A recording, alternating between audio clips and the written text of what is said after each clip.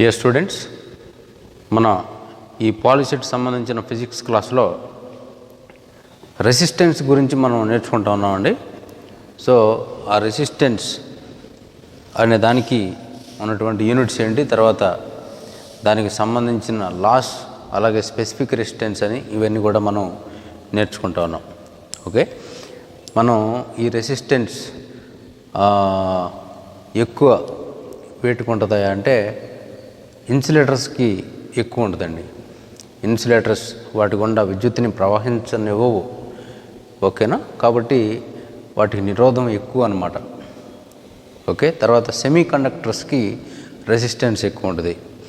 అయితే semi conductors వాటికి ఎప్పుడైతే టెంపరేచర్ అనేది రైజ్ అవుతుందో, టెంపరేచర్ రైజ్ చేయడం ద్వారా సెమీ కండక్టర్స్కి ఆ రెసిస్టెన్స్ని మనం తగ్గించవచ్చని మనం గ్రహించుకోవచ్చు.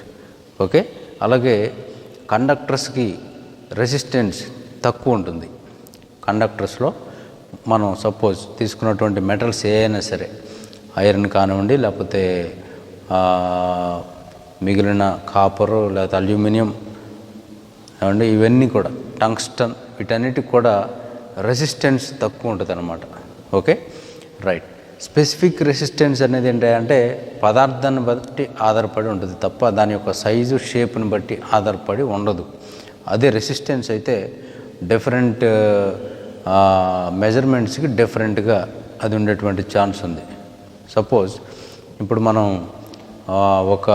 మీకు ఎలా అడుగుతారంటే బిట్టు ఒక 10 మీటర్లు ఉన్నటువంటి ఒక మెటల్ రాడ్ని 10 ముక్కలు ఈక్వల్ పార్ట్స్గా చేసినట్లయితే, 10 ఈక్వల్ పార్ట్స్గా చేసినట్టయితే వాటి ఒక్కొక్క దాని యొక్క రెసిస్టెన్స్ ఎంత ఉంటుంది అని అడుగుతాడు.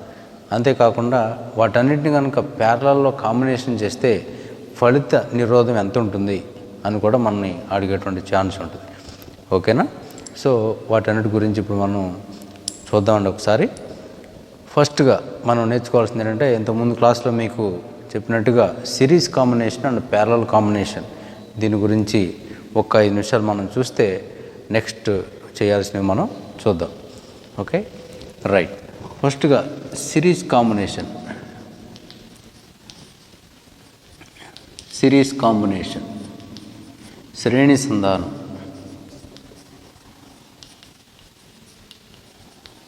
శ్రేణి సంధానం, ఈ శ్రేణి సంధానం అనే దాన్ని మనం ఎక్కడ చూస్తాము అంటే, ఈ శ్రేణి సంధానంలో ఏం జరుగుతుంది, ఎలా జరుగుతుంది అనేది మనం గమనించినట్లయితే చూడండి, ఇక్కడ ఈ శ్రేణి సంధానం అనే దానిలో మనం తీసుకునేవి అన్నీ కూడా ఒకదానికొకటి కనెక్ట్ అయిపోయి చివరికి ఆ చివర ఈ చివర కలిపి మనం ఒక లూప్ని తయారు చేయడం జరుగుతుంది అన్నమాట. ఇదిగో సపోజ్ ఇదిగోండి ఒక రెసిస్టర్ R1 అనేది ఇది అనుకోండి, ఇదిగో ఇంకో రెసిస్టర్ R2 ఇలా ఉన్నట్లయితే ఈ రెండింటిని ఇలా ఒకదాని తర్వాత ఒకటి కలిపిన తర్వాత దీనికి ఈ పక్కన దానికి ఆ పక్కన ఇలాగా మనం సర్క్యూట్ని క్లోజ్ చేసినట్లయితే దీన్ని ఏమంటామంటే సిరీస్ కాంబినేషన్ అంటాం. ఓకేనండి, ఇదే సిరీస్ కాంబినేషన్. ఇది ఇక్కడ దీని యొక్క బ్యాటరీ యొక్క వోల్టేజ్ అనేది V, ఇదేమో కీ అనమాట, స్విచ్ అనమాట ఇది. Okay, right. వీటిని మనం జాగ్రత్తగా ఇక్కడ చూస్తున్నట్లయితే R1, R2 అనే ఈ రెసిస్టర్స్ రెండింటిని కూడా మనం సిరీస్లో కంబైన్ చేసాం. ఇక్కడ జరిగేది ఏంటంటే దీని గుండా పాస్ అయ్యేటువంటి కరెంట్ ఏమి మార్పు లేకుండా ప్రవహిస్తుందండి. మరి ఇక్కడ వోల్టేజ్ ఏమవుతున్నాయంటే, ఇక్కడ వోల్టేజెస్ మారిపోతాయి. ఇక్కడ V1 అనే వోల్టేజ్ పొటెన్షియల్ డ్రాప్ అవుతుందండి. ఇక్కడ V2 అనేటువంటి పొటెన్షియల్ డ్రాప్ అవుతుంది ఇక్కడ. సో V = V1 + V2 అనేది ఫార్ములా. ఓకేనా, సో V = V1 + V2 అంటే V = ఓమ్స్ల ప్రకారం IR అనేది ఫార్ములా అండి. సిరీస్లో R అనేది సిరీస్లో ఉన్నటువంటి రిజల్టెంట్ రెసిస్టెన్స్ అనుకున్నట్లయితే IR సఫిక్స్ S = V1 అంటే IR1 ప్లస్ ఐ R2. ఇందులో చూడండి ఐ అనేది కామన్ తీసుకుంటే ఐ అనేది కామన్ తీస్తే I into R1 plus R2, ఇక్కడ ఐ ఇంటూ RS, ఇక్కడ ఐ క్యాన్సిల్ అయిపోద్దండి. ఇకపోతే ఫలిత నిరోధం ఈ రెండు నిరోధాల యొక్క మొత్తానికి సమానం అవుతుంది అని మనం గ్రహించాలి. ఇది సిరీస్ కాంబినేషన్లో ఉన్నటువంటి రూల్ అండి. ఇప్పుడు నేను 2 తీసుకున్నాను కాబట్టి R1 ప్లస్ R2 వచ్చింది. 3 తీసుకుంటే R1 plus R2 plus R3 వస్తుంది. అలాగ నెంబర్ ఆఫ్ ఎన్ని తీసుకున్నా సరే అంతా కూడా ఒకేలాగా వస్తుంది అనమాట. సపోజ్ ఇప్పుడు 10 మీటర్లు తీసుకున్నటువంటి ఆ యొక్క రాడ్ దానికి 10 ముక్కలు చేసి మళ్ళీ సిరీస్లో కంబైన్ చేస్తే ఎంత వస్తుంది రెసిస్టెన్స్ అంటే అంతే వస్తుందండి. ఓకేనా? ఒక్కొక్క దానికి అన్నింటినీ కలిపితే మళ్ళీ ఎంత అవుతున్నాయి అంటే అంతే అవుతుంది అనమాట. ఎలా అవుతుందో ఒకసారి మనం గమనిద్దామా. ఇక్కడ RS is equal to R1 plus R2 plus R3 plus and so on R10 అండి. 10 ముక్కలు చేసాం. ఒక ముక్కని మనం ఏం చేసామంటే 10 ముక్కలు చేసాం. సో 10 ముక్కలకి ఇప్పుడు ఏమవుతున్నాయంటే వాటి యొక్క రెసిస్టెన్సు లెంత్ తగ్గిన కొద్దికి లెంత్ ఎంత తగ్గుతుందో రెసిస్టెన్స్ అంత తగ్గిపోద్ది. ఎందుకంటే length resistance of A conductor is directly proportional to it's length అండి. అంటే లెంత్ పెరిగితేనేమో రెసిస్టెన్స్ పెరుగుతుంది, లెంత్ తగ్గితేనేమో రెసిస్టెన్స్ తగ్గిపోతుంది. సో ఇక్కడ లెంత్ని 10 మీటర్ ఉన్నదని ఒక్కొక్క మీటర్ చేసామంటే అది ఎంత తగ్గిపోద్ది అంటే 1/10 అవుతుంది అనమాట. సో ఒక్కొక్క దాని యొక్క వాల్యూ R1 అవనివ్వండి లేకపోతే R2 అవనివ్వండి ఇవన్నీ కూడా ఎంత అవుతాయి అంటే R/10 అవుతాయి అన్నమాట. R/10 plus R/10 plus R/10 plus R/10 plus R/10 plus R/10 ఎన్నిసార్లు వేసానండి? 10 ముక్కలు కదా, 10 సార్లు వేసాను. ఇప్పుడు కింద LCM 10 వస్తుంది. ఈ R ఎన్ని ఆర్లు వచ్చినాయంటే 10 Rs వస్తాయండి. మళ్ళీ 10 క్యాన్సిల్ చేస్తే ఎంత వస్తుంది అంటే ఆరే వస్తుంది. ఓకేనా? రెసిస్టెన్స్ ఉన్నటువంటి రాడ్ని కనుక మనం 10 ముక్కలు చేస్తే ఈక్వల్ పార్ట్స్గా ఒక్కొక్క పార్ట్కి R/10 అవుతుంది అనమాట. సో ఈ రకంగా మనకి దీని యొక్క ఫలిత నిరోధం సేమ్గా ఉంటుందని మనం చెప్పుకోవచ్చు. అది ప్యారలల్ కాంబినేషన్ అయితే తేడా వస్తుందని, అది ఎలా వస్తుందో ఇప్పుడు మనం ఇలా చేసినప్పుడు మనకు అర్థమవుతుంది, చూద్దాం. ఓకేనా? ఇప్పుడు ఇది శ్రేణి సంధానం. ఈ శ్రేణి సంధానంలో మనం నిరోధాలను ఇలా కలుపుతామని చెప్పుకున్నాం. అలాగే బ్యాటరీలను కూడా కలపచ్చు అండి. బ్యాటరీలు కలిపితే ఇదిగో E1 అనేటువంటి బ్యాటరీ ఇది అనుకుంటే, E2 అనేటువంటి బ్యాటరీ ఇది అనుకుంటే, అలాగే E3 అనేటువంటి బ్యాటరీ ఇది అనుకున్నట్లయితే ఇదిగో వీటి యొక్క ఫలిత EMF దీన్ని ఏమంటామంటే ఎలక్ట్రోమోటివ్ ఫోర్స్ ఉంటామండి. ఎలక్ట్రోమోటివ్ ఫోర్స్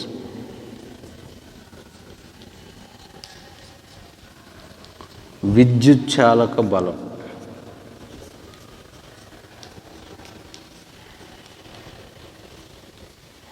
విద్యుచ్ఛాలక బలం EMF అంటాం. ఈ EMF రిజల్టెంట్ EMF ఏమవుతుందనే దానికి ఒక ప్యారలల్ కాంబినేషన్లో అయితే ఎలా ఉంటుంది, అలాగే సిరీస్ కాంబినేషన్లో ఏమవుతుంది. ఇక్కడ సిరీస్ కాంబినేషన్లో is equal to E1 plus E2 plus E3 అవుతుందండి. సిరీస్ కాంబినేషన్లో E1 plus E2 plus E3 అవుతుంది. ఓకేనా? అంటే బ్యాటరీని కనుక ఒకదానితో ఒకటి ఇలా సిరీస్ కాంబినేషన్లో చేస్తే వాటి యొక్క సపోజ్ మనం ఒక ఎలా టార్చ్ లైట్లో మనం బ్యాటరీ వేస్తామండి. టార్చ్ లైట్లో మనం బ్యాటరీ వేసినప్పుడు ఇదిగో టార్చ్ లైట్ ఇలా ఉంటుంది కదా, ఇలా ఉన్నటువంటి దానిలో ఇదిగో ఒక బ్యాటరీ వేస్తాం. మళ్ళీ దీని తోక మళ్ళీ ఇంకొక బ్యాటరీ వేస్తాం. ఇలా వేసిన తర్వాత ఇది ఇక్కడెక్కడో స్విచ్ ఉంటుంది. ఈ స్విచ్ దీని యొక్క నాబ్ ఇక్కడొక వచ్చి పడుతుందండి. దీని దగ్గరే మనం ఇలాగా ఒక బల్బు కూడా ఉంటుంది.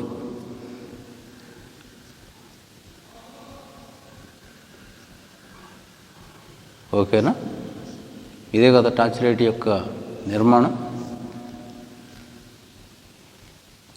సో ఇందులో ఈ టార్చ్ లైట్లో మనం గమనించినట్లయితే ఈ 2 బ్యాటరీలు ఒకదానితో ఒకటి సిరీస్ కాంబినేషన్లో ఉపయోగిస్తామండి.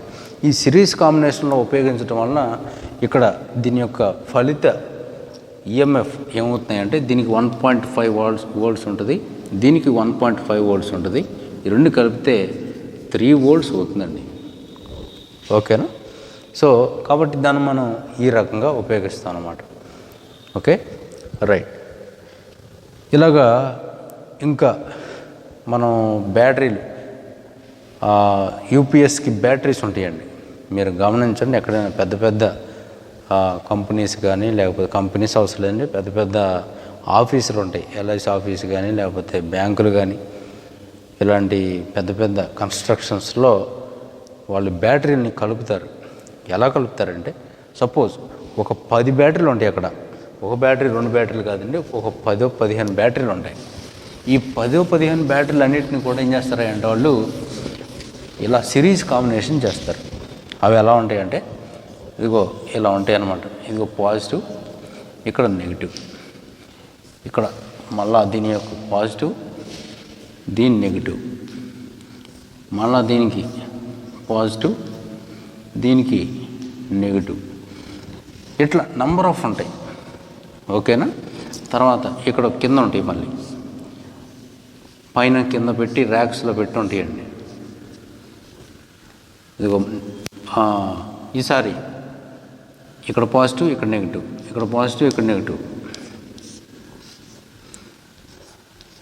ఇక్కడ పాజిటివ్, ఇక్కడ నెగిటివ్. నెక్స్ట్ ఇక్కడ పాజిటివ్, ఇక్కడ negative, positive, negative, positive, negative. చూడండి, వీటికి సప్లై ఇచ్చేటప్పుడు ఎలా ఇస్తారా అంటే ఇదిగో ఈ వైర్ని ఇలా పక్కన పెట్టేస్తారు, దీన్ని కలుపుతారు, మళ్ళా దీని నుంచి దీన్ని కలుపుతారు, ఇదిగో దీని నుంచి ఈ ప్లస్ కలుపుతారు, దీని యొక్క నెగిటివ్ నుంచి దీని ప్లస్ కలుపుతారు, దీని నెగిటివ్ దీని ప్లస్కి, దీని నెగిటివ్ దీని ప్లస్కి, దీని నెగిటివ్ దీని ప్లస్కి, దీని నెగిటివ్ దీని ప్లస్కి. ఇకపోతే ఈ నెగిటివ్ టెర్మినల్ తీసుకొచ్చి ఇట్లాగా మనకు కావాల్సినటువంటి ఆ ఇన్వర్ట్ చేసేటువంటి ఇన్వర్టర్ ఏది ఉంటుందండి, దానికి దీన్ని ఇక్కడ ఇస్తారనమాట. సో మనకు వచ్చేటువంటి ఆ యొక్క ఫలిత ఈఎంఎఫ్ ఏమవుతున్నాయంటే, సపోజ్ ఒక్కొక్కటి 6 వోల్ట్స్ ఉందనుకోండి, లేకపోతే 12 వోల్ట్స్ ఎంతో ఉందనుకోండి, ఒక్కొక్కటి 12 వోల్ట్స్ చొప్పున మనం ఎన్ని వాడితే, సపోజ్ ఇంకో సెట్ కూడా వాడారనుకోండి, మొత్తం ఎన్ని అవుతాయి, 12 అవుతాయి. 12 144 వోల్ట్స్ అవుద్ది అనమాట. ఓకేనా, అక్కడ పవర్ ఫెయిల్యూర్ లేకుండా ఉండటం కోసం ఇలాంటి కాంబినేషన్లు అక్కడ వాడతారండి. ఇది సిరీస్ కాంబినేషన్. సిరీస్ కాంబినేషన్లో ఈ యొక్క ఈఎంఎఫ్ ఫలిత ఈఎంఎఫ్ ఎంత అవుతున్నాయి అంటే ఉన్నటువంటి ఈఎంఎఫ్ల యొక్క మొత్తానికి సమానం అవుతుంది. ఓకేనా, సపోజ్ ఈ మధ్యలో ఎక్కడో 6 వోల్ట్స్ ఒకటి ఉందనుకోండి, అంటే 11 12 132కి ఈ 6 వోల్ట్లు అనే దాన్ని కలుపుతారండి. 138 వోల్ట్లు అవుతుంది అక్కడ. ఓకేనా, ఇది ఒకటి ఉన్నా సరే మిగతాటన్నిటితో పాటు దీనికి వోల్టేజ్ కూడా యాడ్ అయిపోతుంది అన్నమాట. కాబట్టి అక్కడ విద్యుత్ చాలక బలం ఎక్కువైపోవటానికి ఛాన్స్ ఉంటుంది. Okay, right. అదే ప్యారలల్ కాంబినేషన్ ఉందనుకోండి, అది డిఫరెంట్గా ఉంటుంది.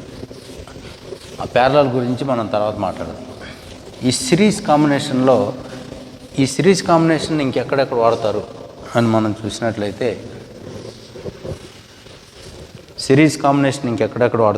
చూసినట్లయితే, మనం పెళ్ళిళ్ళకి కానీ లేకపోతే ఫంక్షన్లకి డెకరేషన్కి బల్బులు బయట దండలుగా రంగుల లైట్లు అలంకరిస్తారండి. ఆ అలంకరించినటువంటి లైట్స్ ఏ కనెక్షన్లో ఉంటాయంటే సిరీస్ కనెక్షన్లో ఉంటాయి అన్నమాట. వాటిని సిరీస్ దండలు అంటారు, సిరీస్ లైట్లు అంటారు, వాటి పేరే సిరీస్ లైట్లు అంటారు. ఓకేనా, ఎందుకంటే వాటి యొక్క కనెక్షన్ సిరీస్ కనెక్షన్లో ఉంటుంది. సో సిరీస్ కనెక్షన్లో ఉండటం వలన అవి ఒకదాని నుంచి ఒకదానికి సప్లై వెళ్తుంది అనమాట. సపోజ్ మధ్యలో ఒక బల్బు ఫెయిల్ అయిందనుకో, ఒక బల్బు ఫెయిల్ అయితే ఆ బల్బు ఫెయిల్ అవటం వలన మిగతా బల్బులన్నీ కూడా ఆగిపోతాయి. ఓకేనా? దండ మనం పారేయాల్సిన పనిలే. ఏ బల్బు మాడిపోయిందో దాన్ని పీకేసి వైర్లు కలిపేస్తే మొత్తం అంతా మళ్ళీ వెలుగుతుందనమాట. ఓకేనండి? జాగ్రత్త చేసుకోవాలి. ఇట్లాంటివి చేసేటప్పుడు కొంచెం ఒళ్ళు దగ్గర పెట్టుకుని చెప్పులు వేసుకుని కరెంట్ షాక్ తగలకుండా చూసుకుని చేసుకోవాలి. ఓకే? ఏదో మాస్టర్ అట్లా చెప్తున్నాడు గవ చేద్దామని చెప్పి ట్రై చేయకండి. ట్రై చేసేటప్పుడు కొన్ని జాగ్రత్తలు ఉంటాయి. ఆ జాగ్రత్తలు తీసుకుని జాగ్రత్త టెస్టర్తో ఎక్కడ పవర్ వస్తుందో జాగ్రత్తలు చూసుకుంటూ చేసుకోవాలి. ఓకేనా? ఊరికి ఏదైనా ప్రయోగాలు చేద్దాం అనుకుంటే అది లేనిపోయింది ప్రాణాల మీదకి వస్తుంది, మళ్ళీ నా మీదకి వస్తుంది లేనిపోయింది. ఓకే? మీరు అనవసరమైన ప్రయోగాలు చేయకండి. నేను మీకు తెలియపరచాలి కాబట్టి చెప్తున్నా. ఏంటి సిరీస్ కనెక్షన్ అంటే అక్కడ డెకరేటివ్ బల్బ్స్లో వీటిని వాడతారు. ఒక బల్బ్ ఫెయిల్ అయినా సరే మిగతా అన్నీ కూడా ఆగిపోతాయి. ఇది సిరీస్ కాంబినేషన్. ఓకే? రైట్. అలాగే మనం కెపాసిటర్స్ కూడా ఉంటాయని కెపాసిటర్స్ని కూడా అలాగే సిరీస్లో ప్యారలల్లో కూడా కలుపుతారు. అయితే మనకి కెపాసిటర్స్ గురించి మన లెసన్స్లో ఇంకా లేదు కాబట్టి వాటి గురించి మీకు చెప్పట్లేదు. కెపాసిటర్ అంటే ఫ్యాన్కి ఒక బ్యాటరీ లాగా ఉంటుంది కదండి, రౌండ్గా. లేకపోతే మోటార్కి కానీ వాటిని ఏమంటామంటే కూలర్కి కానీ వీటన్నిటిని ఏమంటామంటే కెపాసిటర్ లేదా కండెన్సర్ అంటారు. సో కండెన్సర్ దానికి మైక్రో ఫ్యారెడ్స్లో, మైక్రో అంటే 10⁻⁻⁶ అండి. ఫ్యారెడ్ అంటే ఇవి కెపాసిటెన్స్ ఉన్నటువంటి యూనిట్ అనమాట. ఓకేనా? సో ఈ రకంగా ఈ మైక్రో ఫ్యారెడ్స్లో వాటి మీద రాసి ఉంటుంది. ఏమని ఉంటుంది? 2.25 మైక్రో ఫ్యారెడ్స్ ఇట్లా ఉంటుంది అనమాట. ఓకే? 220 volts, తర్వాత 50 Hz ఎంత ఫ్రీక్వెన్సీ వాడుకోవచ్చు, ఇట్లా ఉంటుంది అనమాట. సో వీటన్నిటిని కూడా మనం అలాగా గమనించాలి. కెపాసిటర్లు కూడా మనం సిరీస్లో ప్యారలల్లో కంబైన్ చేయొచ్చు. ఓకే? అక్కడ ఏమవుతుంది అంటే సిరీస్ కాంబినేషన్లో ఇలా R1 R2 రాదండి. అంటే సి కెపాసిటర్ని ఇలా చూపిస్తారు, ఇలా. సో వీటిని కనుక మనం సిరీస్ కాంబినేషన్ కాబట్టి ఇట్లా పక్క పక్కన మనం యాడ్ చేసినట్టయితే వీటి యొక్క ఫలిత capacitance ఏమవుతున్నాయంటే ఏమవుతున్నాయంటే 1/C = 1/C1 + 1/C2 + 1/C3 అవుతుంది. ఓకేనండి? ఇది మనకు అనవసరం, కానీ వీటిలో సిరీస్లో వేటిని కనెక్ట్ చేస్తారనే ఐటెం కొరకు మీకు చెప్తున్నాను అనమాట. ఓకే? రైట్. ఇక ప్యారలల్ కాంబినేషన్ మనం గమనించినట్లయితే సపోజ్ ఈ సిరీస్ కాంబినేషన్లో 2 ohms, 3 ohms, 5 ohms, 12 ohms and 25 ohms అనే వాటిని సిరీస్లో కలిపారనుకో, ఫలితంగా వచ్చేటువంటి రెసిస్టెన్స్ ఎంత ఉంటుంది అనేది మనం గమనిస్తే RS = R1 + R2 + R3 + R4 + R5 series శ్రేణి సంధానంలో ఇలా కలిపితే ఏమవుతుంది అంటే ఇదిగో 2 + 3 + 5 + 12 + 25 మొత్తం ఎంత వచ్చిందండి? 10, 12, 22, 25 అంటే 47 వచ్చిందండి. 47 ఓంలు వచ్చింది. ఫలిత నిరోధం విలువ ఎంత అంటే 47 ఓంలు. ఓకేనా? సో ఈ రకంగా మనకి సిరీస్ కాంబినేషన్ గురించి ఇలాగా మనం కంక్లూడ్ చేయొచ్చు అనమాట. ఓకేనండి? ఇక ప్యారలల్ కాంబినేషన్లోకి వెళ్దామా? ప్యారలల్ కాంబినేషన్ గురించి కూడా కొంత చెప్పిన తర్వాత రెండింటికి కంబైన్లో ఎలా అవుతాయో కూడా తర్వాత చూద్దాం. రైట్? Next parallel combination.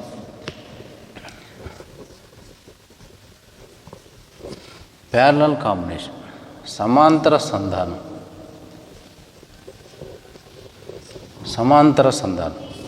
ఏంటి సమాంతర సంధానం అంటే ఈ సమాంతర సంధానంలో ఎలాగా వీటిని కనెక్ట్ చేస్తారో నాడు మీకు ఆల్రెడీ చెప్పానండి. అన్నిటికీ కూడా ఒకటే సప్లై ఇవ్వాలి.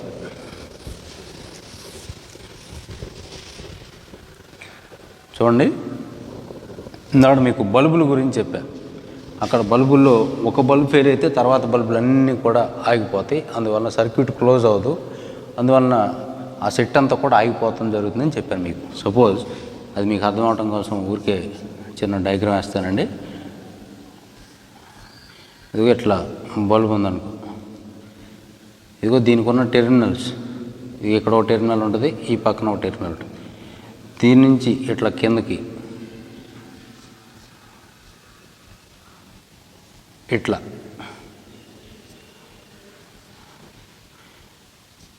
ఇదిగో ఇక్కడ మరొక టెర్మినల్ ఉంటుంది.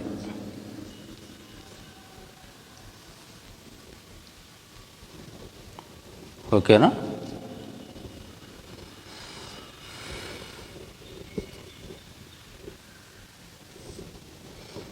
ఇక్కడ ఇంకో బల్బు వేద్దాం.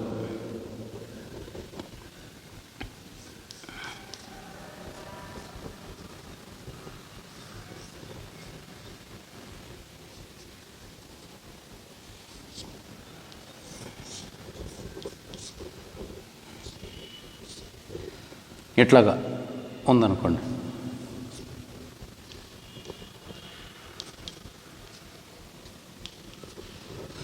ఈ బల్బులు అనుకో, సపోజ్ ఈ బల్బ్ ఫెయిల్ అయింది అనుకో, అప్పుడు ఏమవుతుంది, ఇక్కడ సర్క్యూట్ బ్రేక్ అయిపోతుంది. ఈ కీ మనం ఆన్ చేసినా సరే, సర్క్యూట్ క్లోజ్ చేసినా సరే, ఇక్కడ బల్బ్ ఫెయిల్ అయిపోవటం వలన ఇందులో నుంచి కరెంట్ ఇలాగ పాస్ అయ్యి ఇక్కడ దాకా వస్తుంది, కానీ ఇదిగో ఇలాగా తిరిగి రాదు.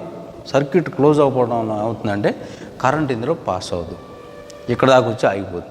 పట్టుకుంటే ఇక్కడ షాక్ కొట్టుద్దండి, పట్టుకుంటే ఇక్కడ షాక్ కొట్టుద్ది, కానీ ఇక్కడ నుంచి కరెంట్ పాస్ అవ్వకపోవటం వలన బల్బులు మాత్రం ఎలగవు. బల్బులు ఎలగాలంటే సర్క్యూట్ క్లోజ్ అవ్వాలి. పట్టుకుంటే షాక్ ఎందుకు కొడుతుందంటే మనం కింద ఎక్కడ తగులుతామండి, మనం తగలటం వల్ల మనకి షాక్ వస్తుంది. లేదా మన చేతులకు తడి ఉండటం వల్ల చెమట పట్టో అట్లా ఉండటం వల్ల లైట్గా షాక్ వస్తుంది. ఓకేనా? రైట్, కారణం ఇది. ఓకే, సో శ్రేణి సంధానంలో ఇట్లా ఉంటుంది.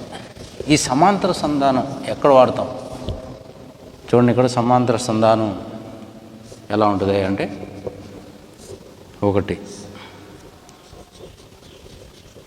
2 ఇంకోటి కొడేద్దామా?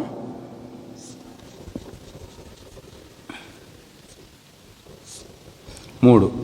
ఇదిగో వీటన్నిటిని కనుక ఎలా మనం కలిపితే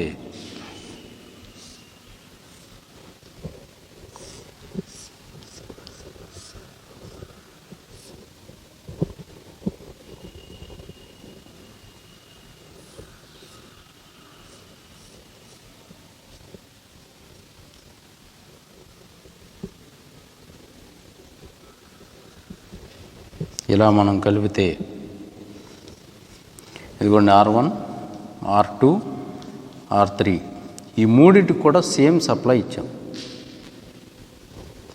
ఇక్కడ నుంచి వెళ్ళినటువంటి I అనేటువంటి కరెంటు ఇలాగా I అనే కరెంటుగా తిరిగి వచ్చే ముందు ఇందులో I1 అనే కరెంటు గాను, ఇందులో I2 అనే కరెంటు గాను, ఇందులో I3 అనే కరెంటు గాను విడిపోతుంది.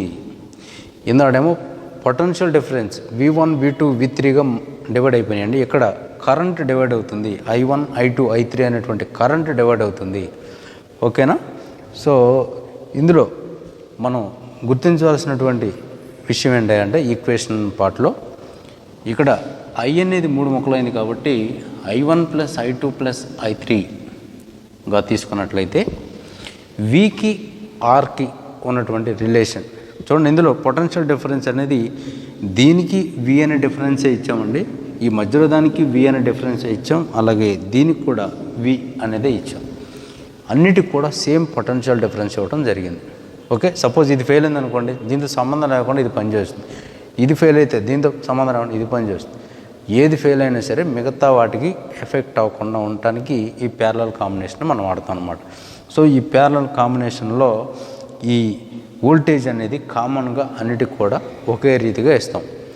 సో I = ఫార్ములా ఏంటంటే ఇట్లా మనం చూసాం కదా, VIR. దీనిలో I = కావాలంటే V/R అని రాయాలి. So V/R = V/R1 + V/R2 + V/R3. ఇందులో V అనేది కామన్గా ఉందండి. So V × 1/R1 plus 1/R2 plus 1/R3. ఇదేమో V/R. VV cancel. So 1/R is equal to 1/R1 plus 1/R2 plus 1/R3. ఇది ప్యారలల్ కాంబినేషన్లో ఉన్నటువంటి రిజల్టెంట్ ఫలిత నిరోధం ఎంత ఉంటుంది అంటే ఇదిగో ఈ ఈక్వేషన్ మనం వాడతాం. సపోజ్ రెండే ఉన్నాయి అనుకోండి, రెండే ఉంటే కొంచెం తేలిగ్గా ఉంటుంది. 1/RP is equal to 1/R1 plus 1/R2. ఇందులో ఎల్సిఎం కట్టండి, R1 R2 పైన R2 ప్లస్ R1 అంటే R1 ప్లస్ R2 రాసుకోవచ్చుగా. ఇది 1/RP. So RP is equal to కావాలి అంటే R1 R2 by R1 plus R2 అని రాయాలి. ఇదేమో 1/RP కదండి. RP కావాలంటే ఇన్వర్స్ అన్నమాట. ఈ కింద పైకి పైది కిందకు వస్తుంది. ఇదిగో ఈ రకంగా మనం ప్యారలల్ కాంబినేషన్లో వచ్చేటువంటి రిజల్టెంట్ ఎలా ఉంటుందని మనం చెప్పుకోవచ్చు. ఓకేనా, క్లియర్? మరి ప్యారలల్ కాంబినేషన్ని ఇంకెక్కడెక్కడ వాడతాం? సపోజ్ మనం బ్యాటరీలు కనుక ప్యారలల్ కాంబినేషన్లో కంబైన్ చేస్తే ఏమవుతుంది? చూడండి, బ్యాటరీ, ఇదిగో బ్యాటరీ, ఇదిగో ఇంకో బ్యాటరీ, ఇంకో బ్యాటరీ. వీటన్నిటినీ కనుక కంబైన్ ఇలా చేస్తే ఏమవుతుంది? వచ్చేటువంటి ఆ రిజల్ట్ ఏమవుతుంది అని మనం గమనిస్తే ఆ ఫలితం ఏమవుతుంది అంటే ఇక్కడ దేనికైతే ఎక్కువ ఈఎంఎఫ్ ఉంటుందో, దేనికి ఎక్కువ ఈఎంఎఫ్ ఉంటుందో, సపోజ్ ఇది 9 వోల్ట్ అండి, ఇదేమో 6 వోల్ట్, ఇది 3 వోల్ట్ అనుకో. దేనికైతే ఎక్కువ ఈఎంఎఫ్, దేనికంటే ఎక్కువ ఈఎంఎఫ్, ఈ1కి ఎక్కువ ఈఎంఎఫ్. సో రిజల్టెంట్ ఈఎంఎఫ్ ఏమవుతుంది అంటే ఆ ఎక్కువ ఉన్నటువంటి ఈఎంఎఫ్ ఎంతైతే ఉందో ఆ ఈఎంఎఫే దాని యొక్క ఫలిత విద్యుత్ చాలక బలం అవుతుంది. Resultant EMF is the greater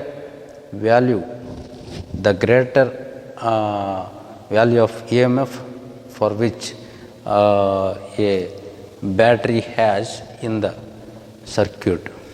ఓకేనా? ఆ సర్క్యూట్లో ఉన్నటువంటి అతి ఎక్కువ ఈఎంఎఫ్ కలిగి ఉన్నటువంటి బ్యాటరీకి ఉన్న ఈఎంఎఫే ఫలిత ఈఎంఎఫ్ అవుతుంది, రిజల్టెంట్ ఈఎంఎఫ్ అవుతుంది, ఫలిత విద్యుత్ చాలక బలం అవుతుంది. ఓకేనా? సో ఈ రకంగా మనం ఇక్కడ దాన్ని చెప్పుకోవచ్చు. సో ఇక్కడ ఫలిత EMF is equal to E1 that is 9 volts అని చెప్పాలి. అర్థమైంది కదా ఇక్కడ మీకు? మరి ఈ ప్యారలల్ కాంబినేషన్ ఎక్కడ వాడతాం? ఇంట్లో కానీ ఆఫీసులో కానీ ఇంకెక్కడైనా మనం ఈ డెకరేషన్ బల్బులు కాకుండా మనం అప్లై చేసే ప్రతిదీ కూడా ప్యారలల్ కాంబినేషన్లోనే చేసుకుంటాం.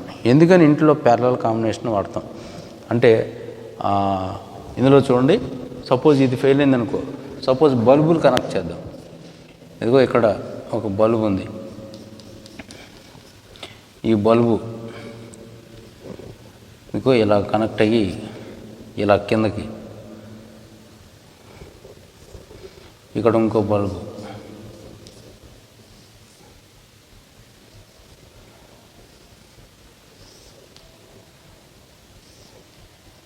ఓకే.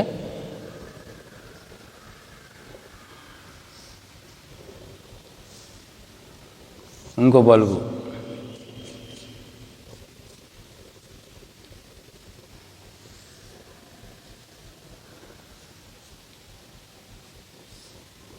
ఇదిగోండి ఇలా కనెక్ట్ చేసామండి. వీటన్నిటికి కూడా మనం పవర్ సప్లై ఇచ్చాం అనుకోండి.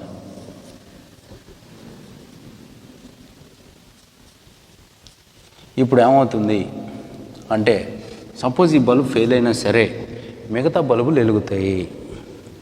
అర్థమైందా? కాబట్టి మనం ఇంట్లో ఉపయోగించేటువంటి కరెంట్ ప్యారలల్ కాంబినేషన్లోనే ఉపయోగించాలి. ఎందుకు ఉపయోగించాలండి అంటే సపోజ్ ఫ్యాన్ ఫెయిల్ అయిపోయింది అనుకో, ఫ్యాన్ ఫెయిల్ అయిపోతే మిగతా ఆగిపోకూడదు. మరి లైట్ ఆగిపోతే మిగతా ఆగిపోకూడదు. ఏది చెడిపోతే అది మాత్రమే దానికోసం ఏం చేస్తామంటే అక్కడ మనం ప్యారలల్ కాంబినేషన్, సమాంతర సంధానాన్ని ఉపయోగిస్తాము. అని గుర్తుపెట్టుకోవాలి. ఓకేనా? కెపాసిటర్స్ కూడా అలా చేయొచ్చండి. దానికి వచ్చే ఫార్ములా ఎలా ఉంటుందంటే C=C1 + C2 + C3 అనేటువంటిది దానికి ఫార్ములా అవుతుంది. ఇదిగో దానికి ఇలా కలుపుతాం అన్నమాట.